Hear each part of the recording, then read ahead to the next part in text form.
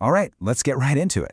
We're going to talk about one of the most gigantic, most decisive military operations of World War II. An offensive so massive, it didn't just defeat a German army group, it completely erased it. And yet, for so many of us, it's barely a footnote. This is the story of Operation Bagration. You know, when I say June 1944, what's the first thing that pops into your head? For almost everyone, it's the beaches of Normandy, right? D-Day. It's this incredible heroic story that we all know, the one that marked the beginning of the end in Western Europe. But it's not the whole story of that summer, not even close. And this is where it gets absolutely wild. Just 16 days after D-Day, the Soviet Union launched its own colossal summer offensive, Operation Bagration. And just look at the difference in scale. Where Operation Overlord, D-Day, landed about 156,000 men to start, Bagration kicked off with 2.3 million. The front line for D-Day was about 50 miles. For Bagration, it was over 600 miles long. This thing was a monster. So that brings us to the real mystery here. How is it that D-Day is etched into our collective memory, while an operation that was, by many measures, even larger and arguably did more to break the German army, has been almost completely forgotten in the West? Well, to figure that out, you first have to understand the sheer genius behind the Soviet plan. See, the Soviets didn't just win this with brute force. They won it with one of the most brilliant and successful deception campaigns in the history of warfare. It was all about setting the perfect trap. Okay, so here's the setup. By the middle of 1944, the German front line had this massive bulge sticking out into Soviet territory. This is where their army group's center was positioned. The Soviets had a name for it, the Belarus Balcony, and it was just hanging out there, incredibly vulnerable. But you know, the German high command was absolutely convinced the main Soviet attack had to be coming way to the south, down in Ukraine. So as you can see here, they moved almost all their tanks, we're talking nearly 88% of their mobile forces, down south. That left Army Group Center in Belarus with next to nothing. They were looking in completely the wrong direction when the real hammer was about to fall. Now, this wasn't an accident. It was a deliberate strategy. The Soviets have a word for it, maskirovka.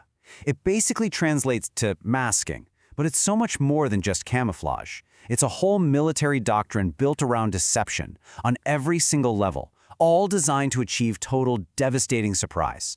And for Bagration, they took it to a whole new level. So how'd they do it? It was a three-part masterpiece. First, the feint.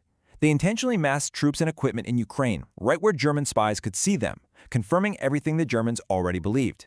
Then, the concealment.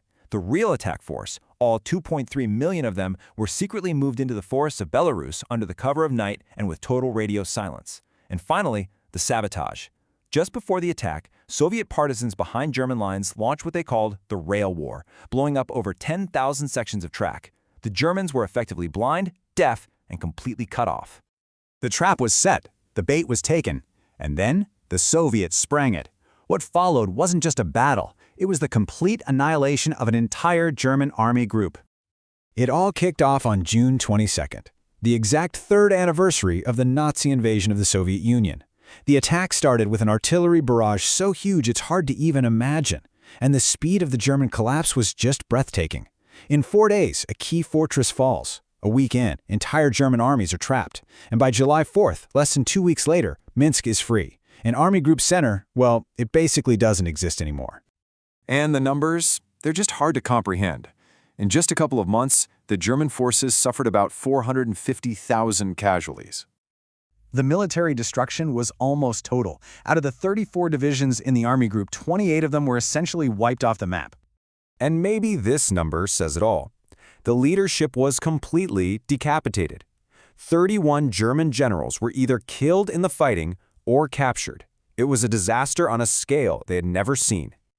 So what happens after a defeat this total? It doesn't just change a battle.